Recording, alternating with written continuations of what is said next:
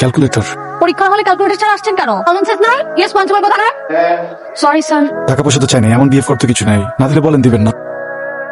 এই যে শুনেন, আপনার কাছে ফোন আছে, আমি একটা কল করতাম। ক্যাম্পাসে কি ফোন অ্যালাউড? সেটা আমি জানি। জিজ্ঞেস করতেছেন কেন তাহলে? জানেন না রুলস এন্ড রেগুলেশন? জানেন না খালি ক্যালকুলেটর আনলে হবে? আমি আসলে ঢাকার বাইরে থেকে পরীক্ষা দিতে আসছি, ভর্তি পরীক্ষা। তো? আমার সাথে আমার মামা ছিল, আমাকে বলছিল যে পরীক্ষা শেষ হলে গেটের সামনে দাঁড়াতে, কিন্তু আমি না মামাকে খুঁজে পাচ্ছি না।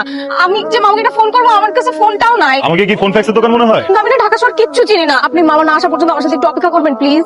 দারুণ রাখছেন নাকি আপনার মামা? আমাকে দারুণ রাখ। মানুষের সাথে ফার্স্ট ইমপ্রেশনে কোনো মিসবিহেভ করতে না, বুঝছেন? এখন ফার্স্ট টাইম না, গ্রামে গ্রামে পরীক্ষা দিবেন, এখানে কেন পরীক্ষা দিতে আসেন আপনি? শহর না চিনলে কি ব্যাপার? আপনি কান্না করতেছেন কেন?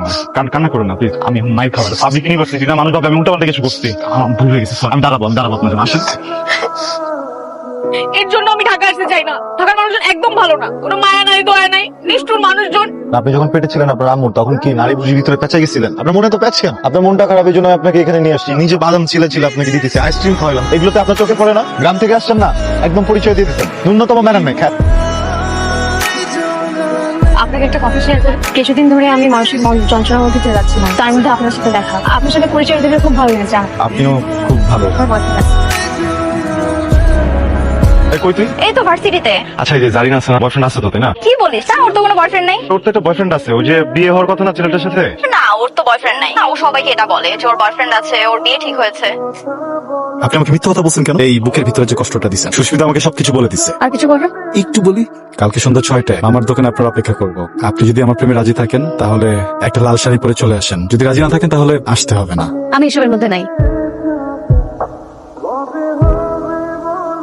আপনি না বলছিলেন আপনি হিসেবে রাজি না, আসলেন যে? একটা ছেলে এইভাবে একা একা অপেক্ষা করবে, চিন্তা করলে আমি একটা সঙ্গ দিয়ে আসি। সারা জীবন কিন্তু সঙ্গ দিতে হবে, বুঝছেন?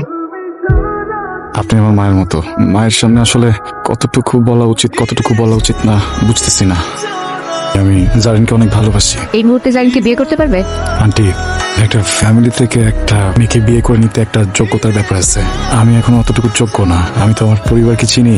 আমি যতই বলি, যতই কষ্ট পাই, ওরা রাজি হবে না। আমাকে 2টা বছর সময় দেন না, আমি যোগ্য হয়ে জারিনকে বিয়ে করবো। মা, আমাকে কি 2টা বছর সময় দেওয়া যায় না মা? তোমার কথা আমি বুঝতে পারছি। জারিনের বাবা অসুস্থ, সেটা নিশ্চয় জানো। উনি ভীষণ রকমের জেদি মানুষ। এখন যেখানে বিয়ে ঠিক হয়েছে সেটা ওনার বন্ধুর ছেলে। তুমি চাইলে জারিনকে নিয়ে পালিয়ে যেতে পারো, কিন্তু জারিন এমন কাজ করলে ওর বাবা বাঁচবে না। আর যদি বেঁচেও যায় তাহলে সারা জীবন জারিনের সাথে কথা বলবে না। একজন বাবার কাছ থেকে তার মেয়েকে কেড়ে নেবে।